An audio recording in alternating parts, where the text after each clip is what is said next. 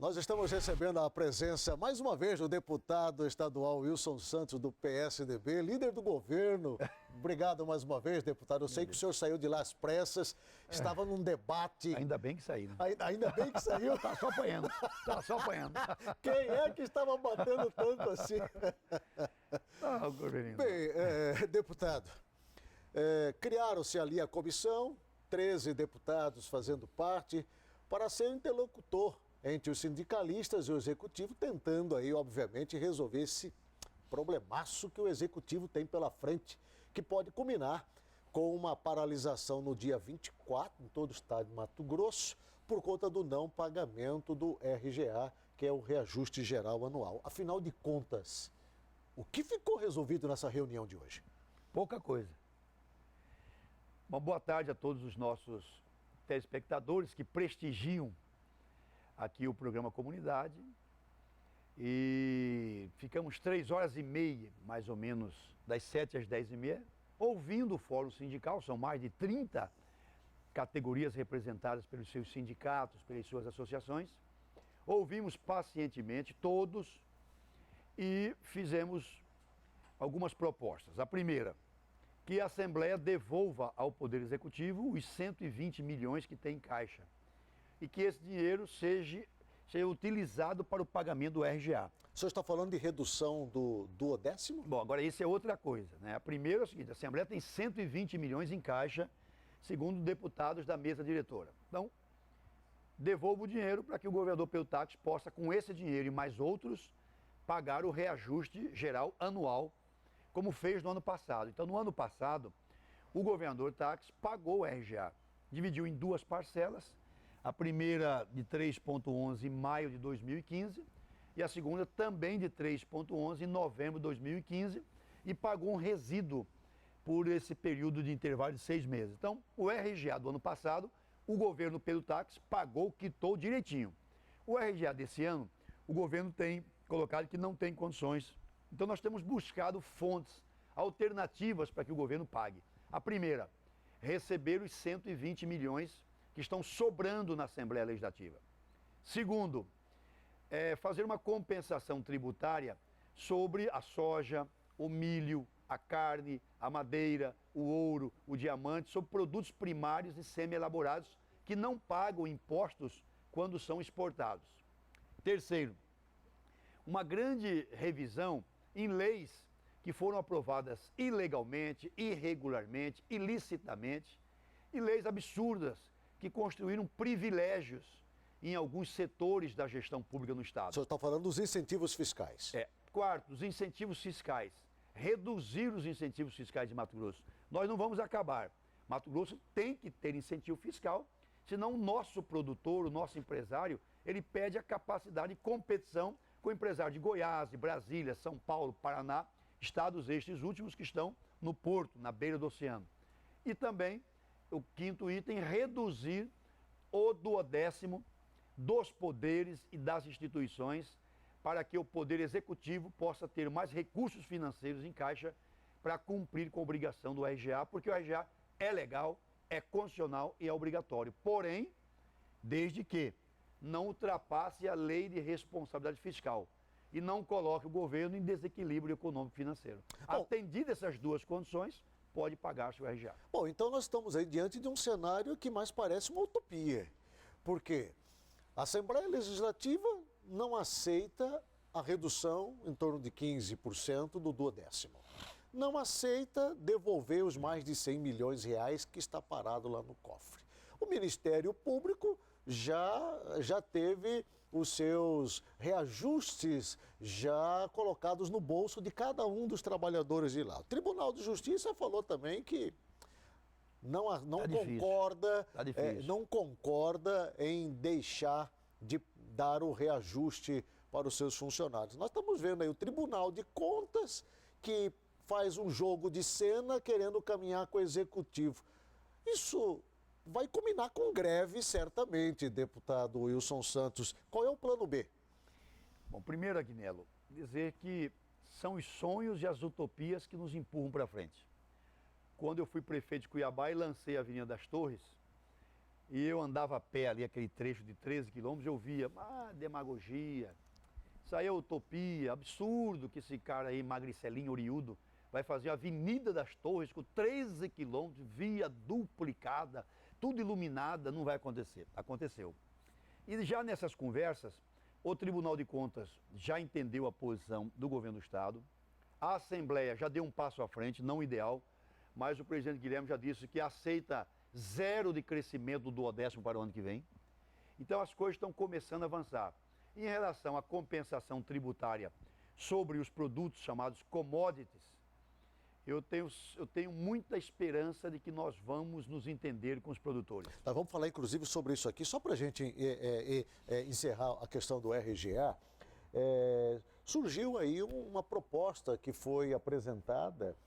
Me parece até que seria, de repente, interessante para se abrir uma discussão, que era o parcelamento, né? 7,64% agora em maio, 3,64% em junho, reajuste estes com base para a recomposição do INPC, que é o Índice Nacional de Preços ao Consumidor, que girou em torno de 11,27%. Isso está descartado qualquer negociação ou tentativa de negociação de parcelamento como foi ano passado. Neste momento eu acho muito difícil. Neste momento, maio de 2016, muito difícil. Eu vou levar pessoalmente a proposta, é um grupo de deputados, 10 ou 11 deputados que assinaram essa proposta. Essa proposta não é do Fórum Sindical, em que pese o Fórum Sindical entender que ela é defensável junto às suas bases, mas essa proposta de parcelamento não é do Fórum Sindical, é de um conjunto de deputados, também não é do governo do Estado. O governo do Estado continua afirmando que, neste momento, infelizmente, o governador não terá oportunidade de garantir o RGA como garantiu no ano passado. O governo fala que não pode gastar mais de 49%, né, por conta da implicação da Lei de Responsabilidade Fiscal. Eu conversei com o secretário de Planejamento essa semana, o Marco Aurélio Marrafon. Ele me disse, olha, a previsão da LOA para 2016 é 16 bilhões de reais. Nós estamos aí acreditando que vamos chegar aí aos 13 bilhões e gastamos 50,5% com folha de pagamento de servidores, isso daí. Essa é uma das principais alegações, disse ele, da impossibilidade desse reajuste. Mas a paralisação diante desse cenário, ela é certa, deputado. Conversamos ontem ao vivo com o Edmundo César, presidente do Simpaig, e ele disse, não abrimos mão. Se não conceder o reajuste, vamos parar o Estado. O Estado prepara alguma ação jurídica nesse sentido, caso esta paralisação aconteça? Bom, quero dizer primeiro que a greve é um instrumento legal, constitucional. Inclusive, o senador Pedro Taques, à época, ajudou a aperfeiçoar essa legislação. Com relação aos 49% de teto, limite, porque você tem um pouco menos o limite prudencial, já estamos com 50,5%. Isso quem estabelece é a lei. É a lei. Se isso vier a acontecer, a ultrapassagem dos 49%, o governo deixa de receber o fundo estadual, deixa de receber as emendas dos parlamentares em favor do Estado, não pode assinar contratos de empréstimo internacional nem nacional, então inviabiliza muito, em grande parte, a atuação financeira do Estado. O Estado precisa cumprir. Tanto é que há 25 estados no Brasil que anunciaram que não pagarão a reposição geral anual. Inclusive a locomotiva econômica do Brasil, São Paulo. São Paulo também não vai pagar. Então é um momento. Há 86 anos o Brasil não vivia uma crise como essa. A nossa economia perdeu 4% no ano passado, vai perder 4%. Perdemos 8% em 2 anos, de um PIB de 2,5 trilhões de dólares. Isso representa dizer que nós perdemos 800 milhões de reais, 800 bilhões de reais do bolo chamado PIB.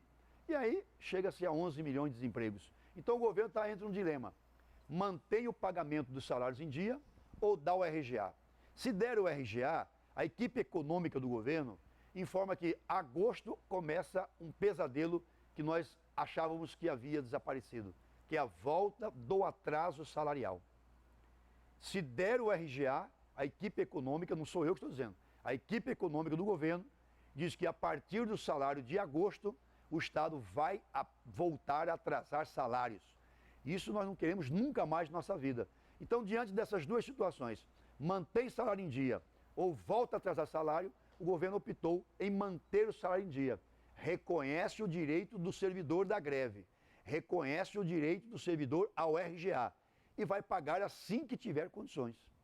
Deputado, saindo desse assunto do RGA, nós mostramos agora há pouco uma matéria da última reunião agora da comissão que trata das questões dos incentivos fiscais. Vimos aí o deputado Zé Carlos do Pacto do Solidariedade comungar realmente com a ideia de que o Estado precisa passar por uma grande reforma. O senhor falou nisso minutos atrás, até porque, segundo ele, e o senhor comunga com esse pensamento, já falou a respeito disso, tem muita gente sendo beneficiada e o Estado tem perdido muito dinheiro com isso. Quer entrar nas commodities. O senhor tem falado bastante a respeito disso. O agronegócio vem ao longo dos últimos anos mantendo destaque na economia nacional. Verdade. Ele é, sem dúvida nenhuma, responsável por um superávit na balança comercial brasileira. Responde por mais de 40% da exportação nacional. Dentre esses produtos do agronegócio, a soja é a principal commodity brasileira. Mato Grosso respira isso. Eu lhe pergunto, ao propor a ideia da taxação da commodities, né, que é, obviamente, um assunto espinhoso, o senhor se baseia em quê? Bom, primeiramente eu quero reconhecer de que os produtores mato-grossenses contribuíram extraordinariamente para o desenvolvimento do Estado. Em segundo, dizer que o enriquecimento dos produtores foi feito de forma honesta e baseado na lei e, acima de tudo, com muito trabalho duro. Feita essas duas premissas, eu quero dizer que eu quero viver no Mato Grosso que não exporte nenhum grão. Quero viver no Mato Grosso que deixe de exportar carne in natura. Quero viver no Mato Grosso que não exporte mais ouro nem diamantes. Eu quero que os meus filhos vivam no Mato Grosso que exporte automóveis, aviões, chip, smartphone, televisão, geladeira, freezer, motocicleta. Quero viver no Mato Grosso que, ao invés de exportar o grão da soja, exporte o óleo de soja, o farelo, comida, bolo. Viver no Mato Grosso que, em vez de vender a carne in natura, que ele venda a carne processada, semiprocessada, pré-cozida, porque é isso que industrializa o Estado, é isso que vai enriquecer o Estado. Nós somos campeões em produção de soja, é verdade, produção de algodão, é verdade, produção de madeira, é verdade, produção de milho para pipoca doce, milho para pipoca salgada, produção de girassol, e tudo isto nos dá apenas 1,7% do produto interno bruto brasileiro. Por quê? Porque nós só produzimos produtos baratos. Produtos baratos. E produtos baratos são matérias-primas.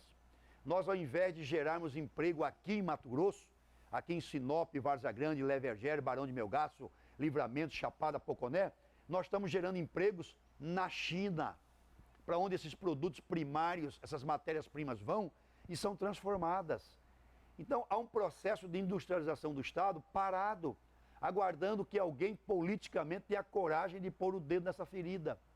Voltando à sua pergunta, desde o dia 13 de setembro de 1996, há uma lei federal, chamada Lei Candir, porque ela foi elaborada por um deputado federal do PSDB de São Paulo, chamado Antônio Candir, que tirou todos os tributos para a exportação de produtos primários semi-elaborados e serviços ligados a esses produtos. Então, para exportação desse tipo de produto, não paga-se nada. Então, há um setor no Estado que não tem interesse em industrializar o Estado. Porque a partir do momento que a sua matéria-prima permanecer em território estadual ou mesmo nacional, terá que pagar imposto. E é muito mais cômodo você não pagar imposto. Segundo, os produtores mato-grossenses honestos, e são todos, trabalhadores, e são todos, e que se enriqueceram legalmente, você concorda comigo, Corbelino, que eles estão relativamente, em relação à população, acima da média. Ah, sem dúvida. Estão relativamente capitalizados. Sem dúvida. E eles receberam um benefício do Estado brasileiro durante 20 anos. O que eu entendo que agora, neste momento difícil, em que o servidor precisa da sua reposição inflacionária, não tem ganho real nenhuma no RGA, é apenas a reposição inflacionária.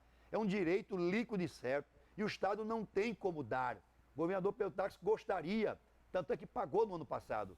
Neste momento, eu entendo justo e oportuno que os produtores socorram o Estado. E aí eu proponho uma compensação tributária sobre as commodities por um período fixo, não será indeterminado, será 5 a 8 anos, e o Estado arrecade o necessário para colocar as finanças em Quanto o ordem. Estado perdeu até hoje? 33 bilhões. Candir.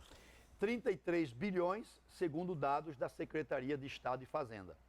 Do dia 13 de setembro de 1996 até o dia 31 de dezembro de 2014, o Estado deixou de arrecadar de ICMS sobre a produção primária semi-elaborada 38 bilhões de reais e recebeu, a título de FEX de compensação, 5 bilhões. É porque o FEX foi criado pela União justamente para ser aí um compensatório. Um compensador aí E não foi. disso daí. E não foi. Então nós perdemos 38 bilhões. 38 bilhões. E quanto que entrou para o Estado através do FEX? 5. 5 bilhões. 5 então nós bilhões. temos uma diferença aí De 33. gigantesca de 33 Mas eu não estou nem bilhões de reais. dizendo que nós temos que recuperar os 33.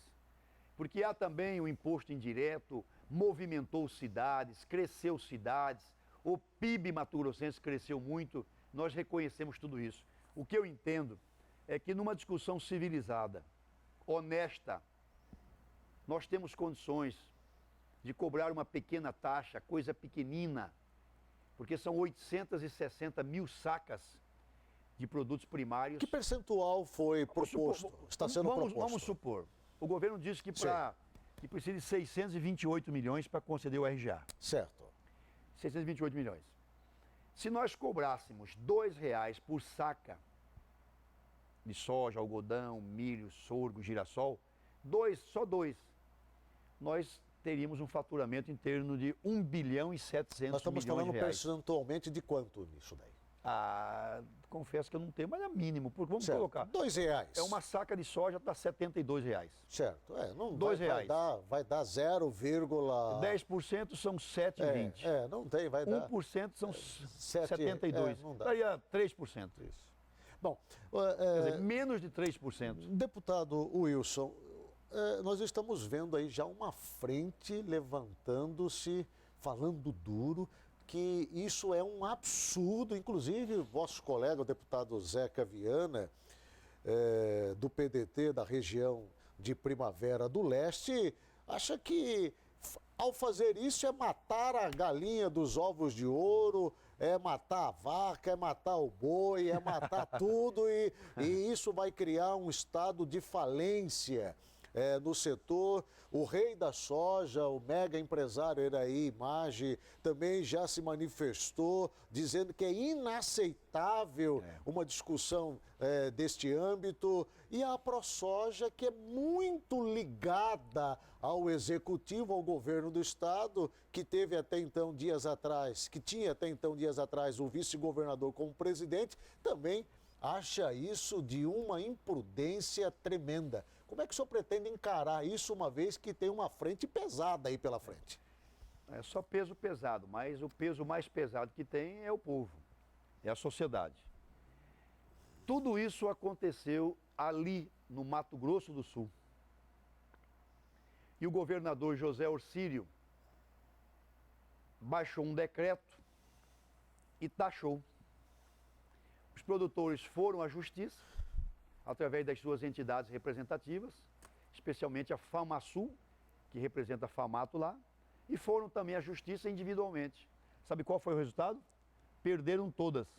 Já há decisão sobre o decreto 11.803, de 24 de fevereiro de 2005, que passou a produzir efeitos uma semana depois, 1º de março de 2005. Então, sobre o decreto do governador José Orcílio Miranda dos Santos, os produtores do Mato Grosso do Sul não aceitaram, não acataram, se organizaram, brigaram, foram à justiça e perderam. Então, nós já temos um caso semelhante. Inclusive, eu já estive no Mato Grosso do Sul e já tenho audiência marcada para segunda-feira, 11 da manhã. Eu vou ser recebido pelo governador Reinaldo Azambuja, vai nos receber quando eu vou tratar com ele de detalhamento sobre isso. Já estive também com a própria diretoria da FamaSul e eles vêm pagando rigorosamente. Como é que fez lá? Lá, ao invés de mexer com a Lei Candir, porque o Estado não pode mexer com lei federal, Sim. estabeleceu um teto para exportação. Então, os produtores no Mato Grosso do Sul não podem exportar mais do que 50%. Os outros 50% permanecem em território nacional. E sobre esse montante que permanece no território nacional, o governo do Mato Grosso do Sul cobra um ICMS de 12%. Então, lá eles encontraram uma solução legal. Lá está pacificado, lá está tranquilo. E o Estado arrecada sobre 50% dessa produção primária ou semi-elaborada, 150, 200 milhões por ano. Porque lá o agronegócio é bem menor do que aqui. Então, nós já temos um caso que deu certo.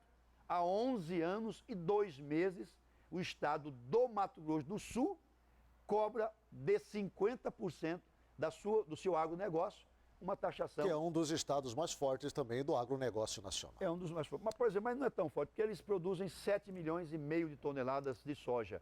Nós temos 28 a 30. Sim, sim. Então, só na soja nós somos quase 4 vezes maior que eles. Certo.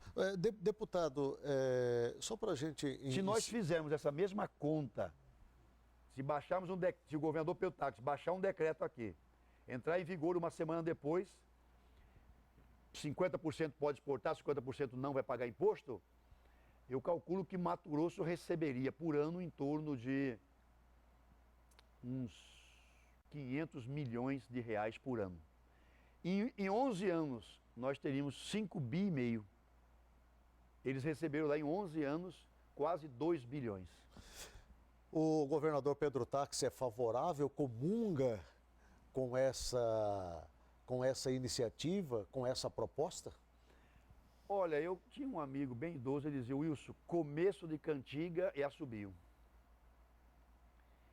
O governador Pedro Tax não concorda, já informou a sociedade mato-grossense que não concorda em criar novos impostos, que ele é contra. Mas só que a água está batendo, já está na cintura, daqui a pouquinho está no peito, vai chegar no queixo, na boca, no nariz, e tem que buscar alternativas. E na minha opinião, e aí eu não falo como líder de governo, eu falo como deputado, que tive 20.562 votos. Então essa é uma proposta do deputado Wilson Santos, não é do líder do governador Pedro Tax. Eu respeito o pensamento dele e ele respeita o meu. O dia que ele não respeitar o meu pensamento, eu vou lá, entrego o boné, cuide, toque sua liderança. Então essa é uma proposta pessoal minha.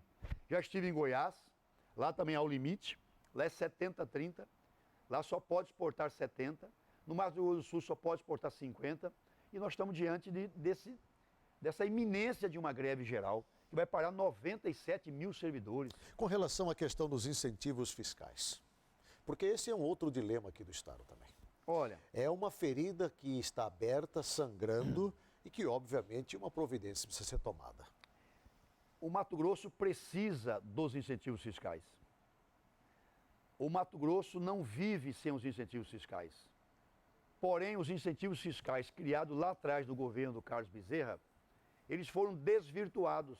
Essa lei foi sendo mudada. Em 2003, o governador Blairo Maggi concedeu também os incentivos fiscais ao comércio. Depois, o governo Blairo Maggi começou a usar o FETAB, o dinheiro do FETAB, para pagar salários. Certo? Aí o governador Silval veio, tirou a decisão dos incentivos do conselho e puxou para ele, para o gabinete dele. Inclusive, boa parte do dinheiro do FETAB está indo para o agronegócio. Sim, né? para manter as estradas e Para pontes. manter, não, para a própria instituição privada, a ProSoja. Mas aí também, uma parte vai. Mas eu quero dizer o seguinte, eu concordo plenamente com a manutenção dos incentivos fiscais. Agora, com a reformulação, com a correção da lei, porque virou farra. Você é amiguinho do governador, vai ficar rico do dia para a noite, vai deixar de pagar impostos, não cumpre as contrapartidas, não gera os empregos prometidos, agride o meio ambiente e só ganha quem? Só ganha você e o seu governador. Por que é que o Silval Barbosa está preso? Ele está preso só por uma ação. Por uma ação apenas. Uma ação ligada ao quê? A incentivos fiscais. Ele tirou do conselho o poder de decidir se dava ou não incentivo fiscal para aquela empresa. E só ele decidia sobre isso. Ele começou a rolar propina. E o delator João Rosa foi lá e disse, eu dei dinheiro, está aqui os cheques, está aqui os depósitos, está preso. Está preso por quê? Porque conduziu erroneamente a política de incentivos fiscais. O governador Pedro Táxi, já esse ano, reduziu em mais de 30% os incentivos fiscais no Estado. E está com mão de ferro. Eu faço parte da CPI também, que apura a sonegação e a renúncia fiscal. Nós apresentamos o projeto ao governo, o governo também tem a sua ideia. Em breve os dois vão se fundir e vai apresentar uma mensagem do Executivo reformulando completamente a legislação que trata de incentivos fiscais. Porque ela hoje é um Frankenstein, virou uma farra e é objeto de corrupção por parte de alguns governadores. Deputado Wilson Santos, nosso tempo estourou. Que pena, eu tinha um assunto importantíssimo para conversar com o senhor sobre a PEC 13 de 2015. Um assunto importante da área da educação que o senhor está à frente. O senhor tem uma proposta especial com relação Vamos falar pelo menos a esse da assunto. educação. Eu tenho um minuto para terminar. Eu falo em 30 segundos. 30 segundos, por favor. Me fale da importância dessa sua indicação. Fiz 13 audiências públicas nos principais polos do Estado para ouvir os professores, pais e alunos. Chegamos à conclusão que a educação em Cuiabá é de Mato Grosso é de péssima qualidade.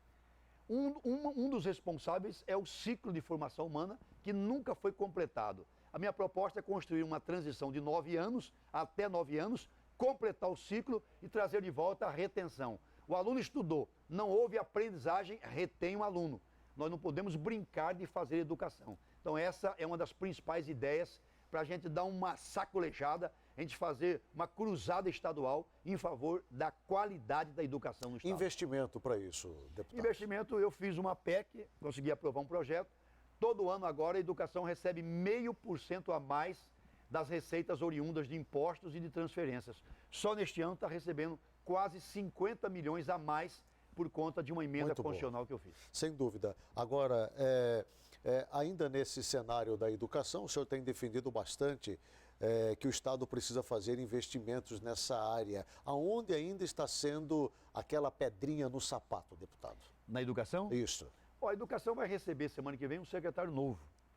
Eu espero que seja alguém dinâmico, rápido. Por acaso vai ser o doutor Marrafu? Tá veiculando bastante na imprensa. Sim. Se for, não tenho dúvida que é um dos melhores nomes que o governador tem. Está dispondo de um verdadeiro Messi, né? É um Messi, é um Neymar, é um Suárez. É um dos 3 melhores secretários. O senhor foi cogitado até, ventilou-se aí o nome da ida do deputado Wilson Santos para a educação. Eu fui cogitado e o governador me disse que gostaria realmente que eu estivesse lá. Eu disse a ele, governador, para essa atividade meu tempo já passou. Eu prefiro ficar na Assembleia ajudando. Então, o senhor vai ter na Assembleia um deputado, professor, comprometido até o S com a educação. Mas se for o Marrafão, estará em excelentes mãos. É mestre, é doutor, inteligente, é a cabeça pensante do planejamento e vai ter muita força do governador.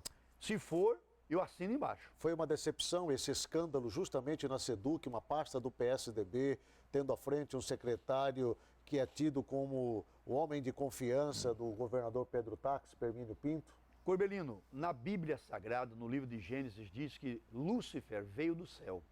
Que Lúcifer era um anjo de luz que sentava à direita do Deus Pai. Quer dizer que até no céu teve problemas. No Vaticano, o Papa Francisco demitiu bispos, arcebispos que roubaram o banco do Vaticano. Na FIFA, quase todos os diretores estão na cadeia. Aqui tem um ex-governador preso, uns 15 ex-secretários na cadeia. Ninguém está imune à corrupção. A igreja não está imune, os governos não estão, os empresários não estão, o exército não está, ninguém está. Agora, localizou a corrupção? Seja firme. Doa quem doer. É do partido governador, não é, não interessa. O Pedro disse, não vou roubar, não vou deixar e vou punir quem roubou. E está punindo quem roubou. Frustrou os planos do PSDB e do senhor, principalmente, com o nome de Permínio Pinto, que estava sendo cogitado para disputar as eleições municipais, ou enfrentar Mauro Mendes, ou ser o vice na composição? Bom, vamos devagar com o andor, porque o santo é de barro. Ontem o Ministério Público ofereceu denúncia a 22 envolvidos no caso Seduc. O secretário Permínio não foi denunciado. A juíza Selma não o incriminou, não viu indícios para incriminar o Permínio e agora o Ministério Público também não viu. Então vamos devagar, porque aqui nós temos que ter todo o direito da defesa. Eu já vi muita gente acusada, arrebentada, que depois deu a volta por cima e provou que não tinha problema. Conversamos nessa tarde com o deputado estadual Wilson Santos, do PSDB, líder do governo na Casa de Leis. Deputado, mais uma vez, obrigado. Eu quero me aprofundar aqui com o senhor nessa discussão da PEC 13, né, onde, obviamente, nós vamos ter uma melhoria considerável na área da educação. Obrigado. Deus quiser. Eu quero só convidar, hoje, a partir das 19 horas, no Teatro da Universidade Federal, um debate sobre a compensação tributária sobre a soja e as demais commodities. Entrada franca, aberta, vai ter representantes do agronegócio, vai ter deputado, vai ter professor universitário, doutor, está todo mundo convidado, hoje a partir das 7 da noite, no Teatro da Universidade.